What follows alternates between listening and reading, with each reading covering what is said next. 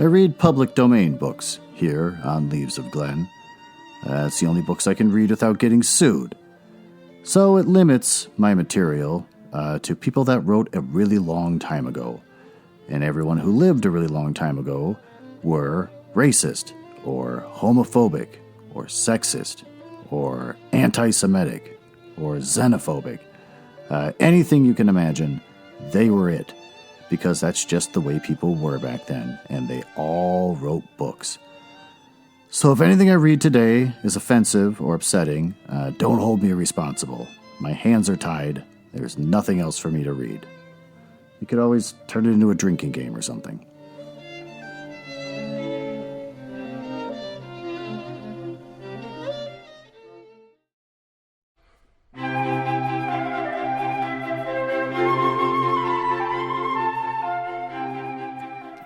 The holidays. The watchword being obligation. I have obligations, for example, like watching the guinea pig for my autistic friend. I thought that'd be cute. He's going out of town with his family, and he asked me if I'd watch his guinea pig. I have 2 old cats, but I figured I can make this work. The guinea pigs will sit in some kind of cage of some sort, and I'll take care of them and make sure no one bothers them. And then, whatever. But he's going to be gone for like 5 days. And I thought, okay, all right, I'll still do it. And then he gave me a giant list of to-dos and how they're fed and what they're fed. And I think he assumed that I was going to have a cage for them, which I explained to him, I own nothing of guinea pig materials, and you will have to provide them for the sweet, sweet pigs to be cared for in my house. He also said I have to let them out and let them run around, but they will eat all my electrical cords. So this has turned into a nightmare. Another watchword is tradition. I have the tradition of setting up a Christmas town with my sister every year, and we've learned to set up the Christmas town to make it like the neighborhood we grew up in as kids. The neighborhood we grew up in was kind of crappy, kind of poor, but there was one family that was really poor, and they were the worst. It was the Trittons.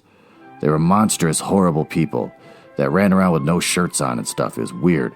So, every year we take one house and we set it up to be like the Trittons, where we have ceramic garbage cans with ceramic raccoons going through them, and ceramic drunk people laying on their back holding ceramic little cups. And we take one of the house that should be theirs and we turn off the little light bulb inside.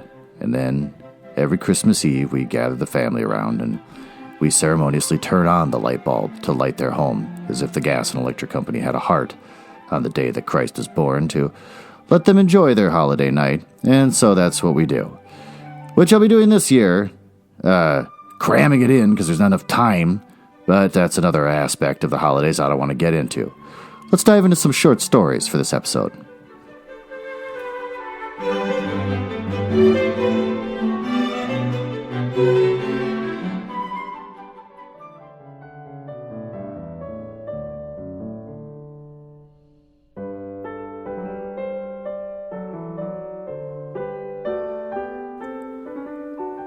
So, this week, I'm going to be reading a small collection of short stories that are Christmas-related.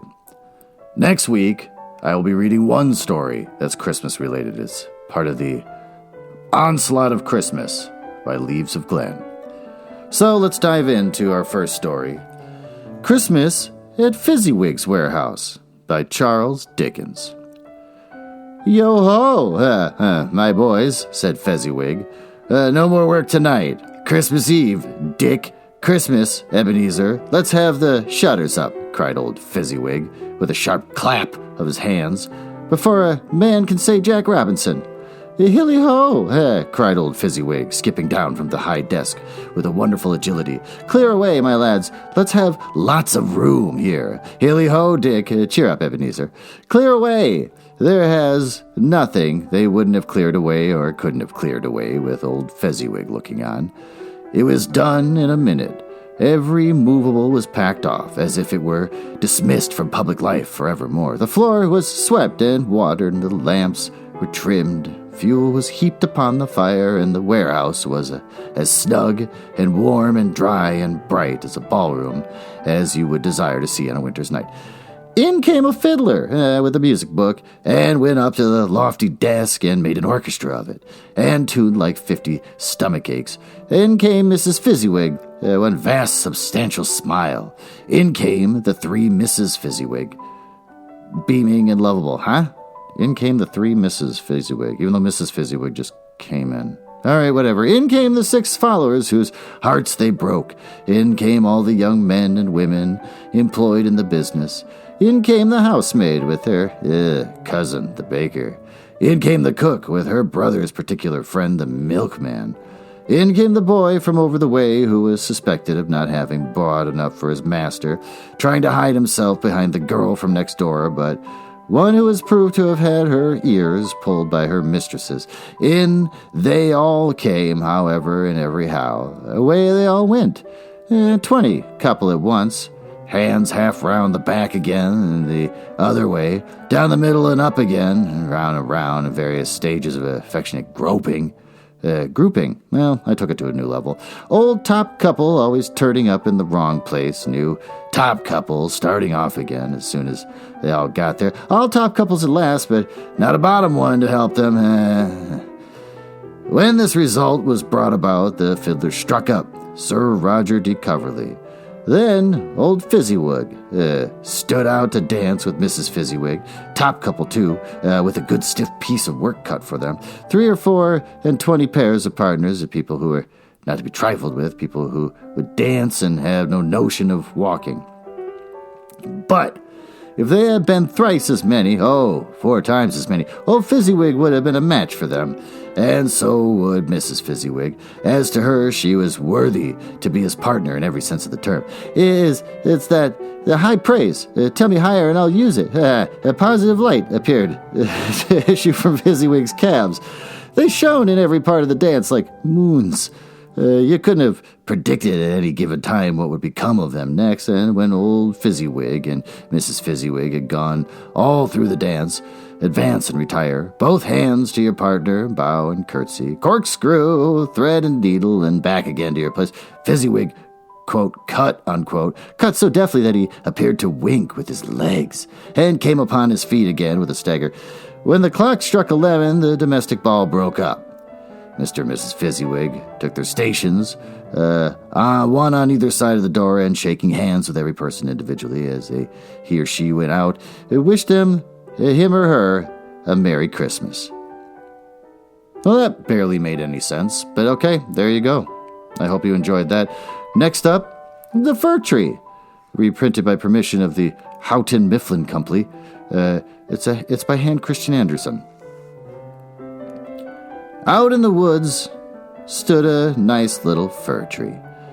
The place he had was a very good one. The sun shone on him. As to fresh air, there was enough of that. Around him grew many large-sized comrades, pines as well as firs. But the little fir wanted so very much to be a grown-up tree.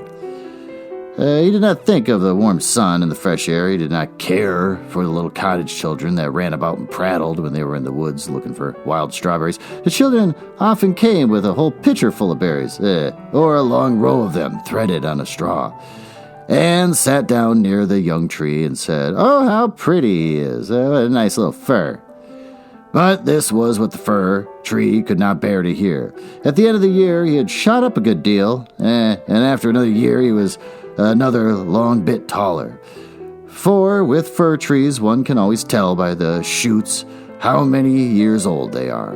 "Oh, were I but a high tree as the others are," he sighed. "Then I would be able to spread out my branches with the tops, look into the wide world.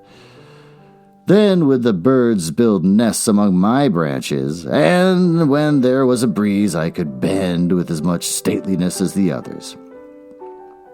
Neither the sunbeams nor the birds, nor the red clouds, which morning and evening sailed above them, gave the little tree any pleasure. In the winter, when the snow lay glittering on the ground, a hare would often come leaping along and jump right over the little tree. Oh, that made him so angry. But 2 winters were past, and the third, the tree was so large that the hare was obligated to go around it.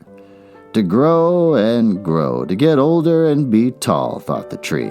That, after all, is the most delightful thing in the world. In autumn, the woodcutters always came and felled some of the largest trees. This happened every year, and the young fir tree that had now grown to a very comely size trembled at the sight, for the magnificent great trees fell to the earth with noise and cracking. The branches were lopped off, and the trees looked long and bare.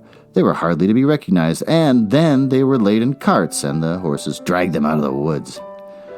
Where did they go? What became of them? In spring, when the swallows and the storks came, the tree asked them, don't you know where they've been taken? Have you not met them anywhere? The swallows did not know anything about it, but the stork looked musing, nodded his head and said, yes, I think I know. I met many ships as I was flying hither from Egypt. On these ships were magnificent masts, and I venture to assert that it was they that smelt so of fur. I may congratulate you, for they lifted themselves on high most majestically. Oh, were I but old enough to fly across the sea! But how does the sea look in reality? What's it like? That would take a long time to explain, said the stork, and with these words off he went. Like a jerk. He's one of those people that keeps saying, I love to travel, and you go, what was it like? And, you wouldn't understand. You're not like me. You don't love to travel. So rejoice in thy growth, said the sunbeams. Rejoice in thy vigorous growth, and in the fresh life that moveth within thee.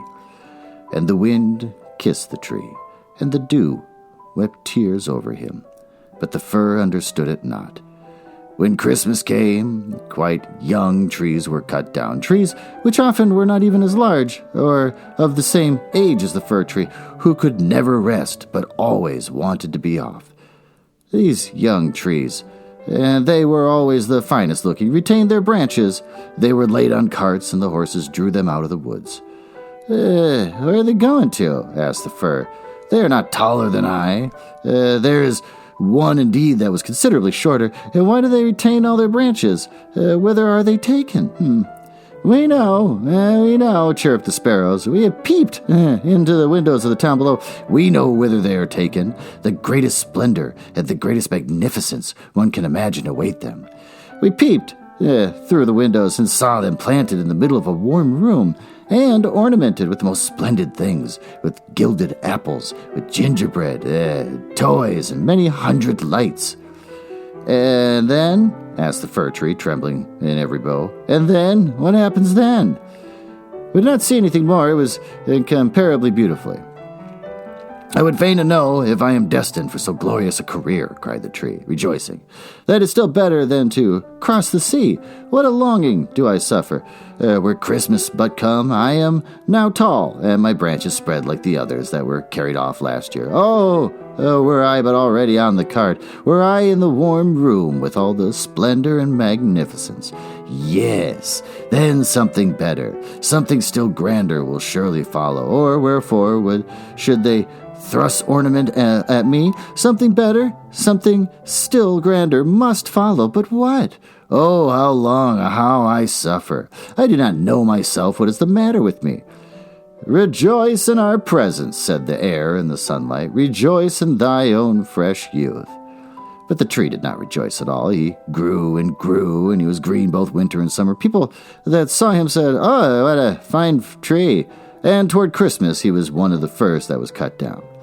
The axe struck deep into the very pith. The tree fell to the earth with a sigh, and he felt a pang. It was like a swoon. He could not think of happiness, for he was sorrowful at being separated from his home, from the place where he had sprung up. He knew well that he should never see his dear old comrades, the little bushes and flowers around him, any more. Perhaps not even the birds. The departure was not at all agreeable. The tree only came to himself when he was unloaded in a courtyard with the other trees, and heard a man say, that one's splendid. We don't want the others. Then 2 servants came in rich livery and carried the fir tree into a large and splendid drawing room.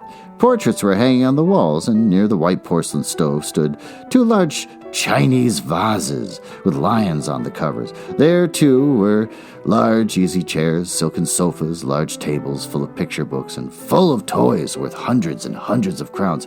At least the children said so, and the fir tree was stuck upright in a cask that was filled with sand, but no one could see that it was a cask, for green cloth was hung all around it, and it stood on a large, gaily colored carpet. Oh, how the tree quivered! What was to happen? The servants, as well as the young ladies, decorated it. On one branch there hung little nets cut out of colored paper, and each net was filled with sugar plums, and among the other bows gilded apples and walnuts were suspended, looking as though they had grown there. The little blue and white tapers were placed among the leaves. Dolls that looked for all the world like men, the tree had never beheld such before, were seen among the foliage, and the very top of the star the gold tinsel was fixed.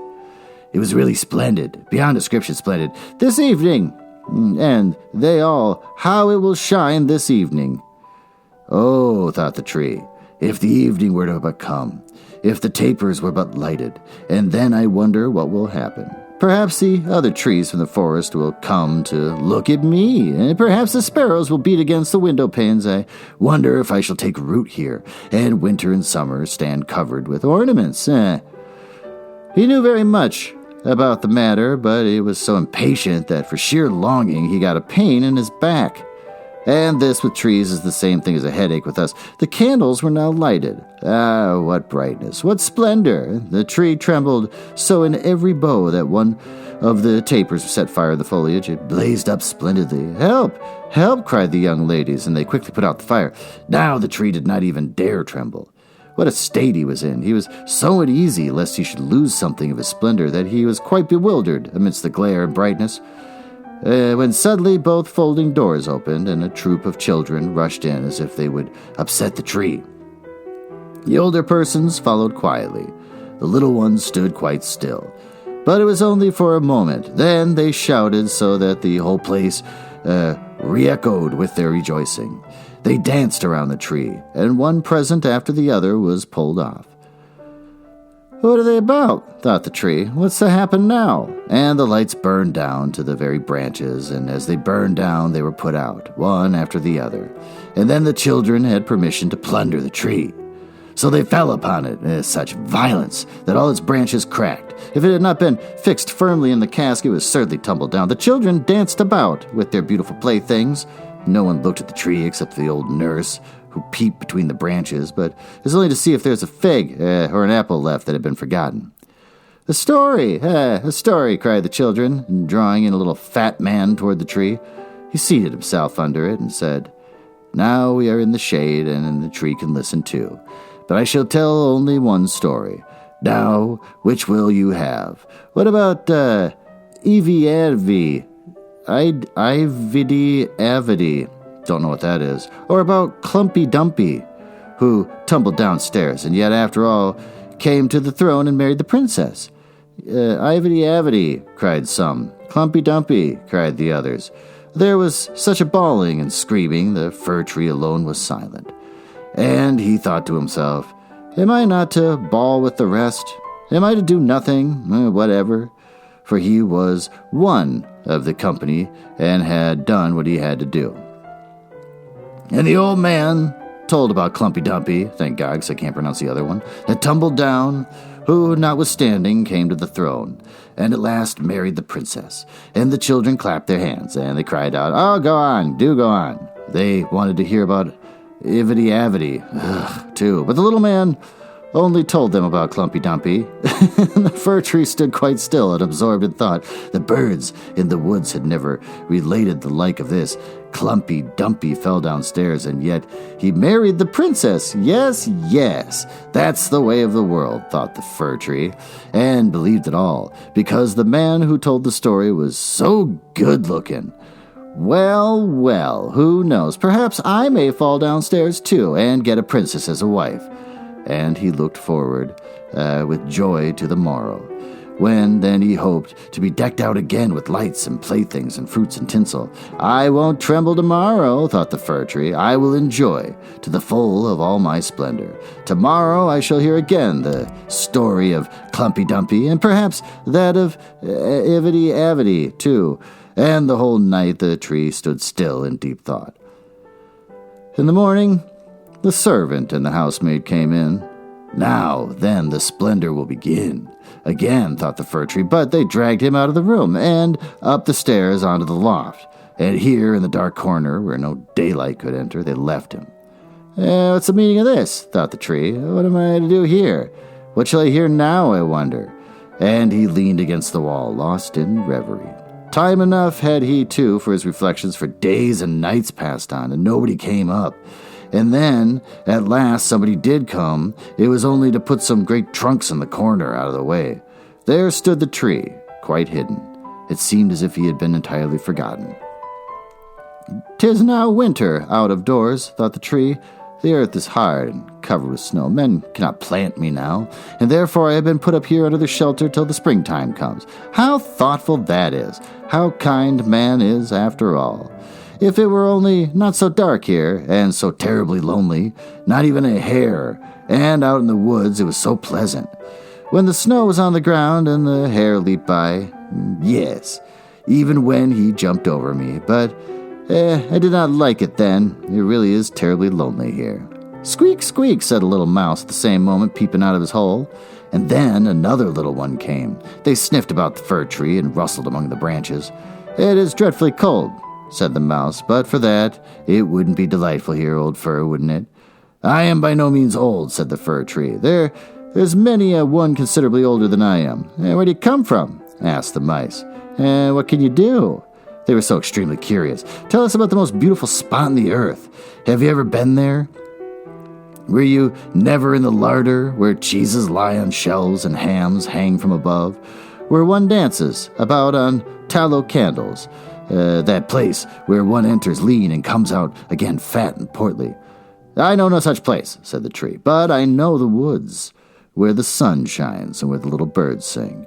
And then he told all about his youth, and the little mice had never heard the like before, and they listened and said, "Well, to be sure, how much you have seen, how happy you must have been." "I," said the fir tree, thinking over what he had himself related, "yes, in reality those were happy times." And then he told about Christmas Eve, when he was decked out with cakes and candles. "Oh," said the little mice, "how fortunate you have been, old fir tree." "I am by no means old," he said. "I came from the woods this winter. I am in my prime, and am only rather short for my age." "What delightful stories you know," said the mice, and the next thing they came with 4 other little mice who wanted to hear the same tree story recounted. And the more he related, the more plainly he remembered all himself, and it appeared as if those times had really been happy times. But they may still come, and they may still come. Klumpy Dumpy fell downstairs, and yet he got a princess. And he thought at the moment of a nice little birch tree growing out in the woods. To the fir, that would be a real charming princess. "Who's Klumpy Dumpy?" asked the mice. So then the fir tree told the whole fairy tale, and for he could remember every single word of it, and the little mice jumped for joy up to the very top of the tree. Next night, 2 more mice came, and on Sunday, 2 rats even. And then they said the stories were not interesting, which vexed the little mice, and they too now began to think them not so amusing either. "Do you know only one story?" asked the rats. "Only that one," answered the tree. "I heard it on my happiest evening, but I did not know how happy I was." "It is a very stupid story. Don't you know one about bacon and tallow candles? Can't you tell any larder stories?" "No," said the tree. "Then goodbye," said the rats, and they went home. At last, the little mice stayed away also, and the tree sighed. After all, it was very pleasant when the sleek little mice sat around me and listened to what I told them. Now that too is over, but I'll take good care to enjoy myself when I am bought out again. But when was that to be? Why, one morning there came a quantity of people and set to work in the loft. The trunks were moved. The tree was pulled out and thrown, rather hard it is true, down on the floor, but a man drew him toward the stairs where the daylight shone. Now a merry life will begin again, thought the tree. He felt the fresh air, the first sunbeam, and now he was out in the courtyard. All passed so quickly. There was so much going on around him that the tree quite forgot to look to himself. The court adjoined a garden, and all was in flower. The roses hung so fresh and odorous over the balustrade, and the lindens were in blossom. The swallows flew by and said, Query vit, my husband is come, but it is not the fir tree that they meant. Now, then, I shall really enjoy life, said he exultingly, and spread out his branches. But alas, they were all withered and yellow. It was in a corner that he lay among the weeds and nettles. The golden star of tinsel was still on the top of the tree and glittered in the sunshine. In the courtyard, some of the merry children were playing who had danced at Christmas around the fir tree and were so glad at the sight of him. One of the youngest ran and tore off the golden star. "Only look what is still on the ugly old Christmas tree," said he, trampling on the branches, so that they all cracked beneath his feet, and the tree beheld all the beauty of the flowers and the freshness of the garden. He beheld himself, and wished that he had remained in his dark corner of the loft. He thought of his first youth in the woods, and of the merry Christmas Eve, and the little mice who had listened with so much pleasure to the story of Clumpy Dumpy. "'Tis over, 'tis past," said the poor tree. "Had I but rejoiced when I had reason to do so, but now 'tis past, 'tis past." And the gardener's boy chopped the tree into small pieces. There was a whole heap lying there. The wood flamed up splendidly under the large brewing copper, and it sighed so deeply. Each sigh was like a shot. The boys played about in the court, and the youngest wore the gold star on his breast, which the tree had on the happiest evening of his life. However, that was over now. The tree gone, the story at an end. All was over. Every tale must end at last.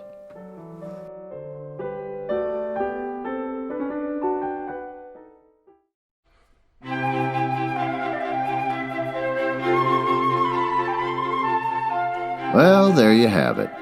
Leave it to Hans Christian Andersen to write the most depressing children's story you'll ever read. A little tree who just wanted to grow up to be important and did, and then was discarded and treated horribly and even mocked by crappy children. Do you know how the story of Hans Christian Andersen's Little Mermaid ends? She falls in love with a guy that she can't have, and in the end, she turns into sea foam. I'm not making that up. So that's just the kind of stories this guy writes. So that's a turd fest that I just threw for you. It's supposed to be a fun little holiday special, which turned into the saddest thing I've probably ever read. So think about that as we try to surmise what we've learned in this episode. We've learned to never aspire to anything and never appreciate if things are going good, because you're probably going to be thrown away and mocked by children. And then there was that first story by Charles Dickens about the dancing. All I got out of that was naked calves moving around like half moons that winked at you. That was weird. So I'm going to chalk this one up as you can't hit a home run every time. I think that's what we're going to take away with this. Not everything is going to be knocked out of the park. So I hope you enjoyed that. Tune in next week as I read the story of the first Christmas tree. Thanks for listening.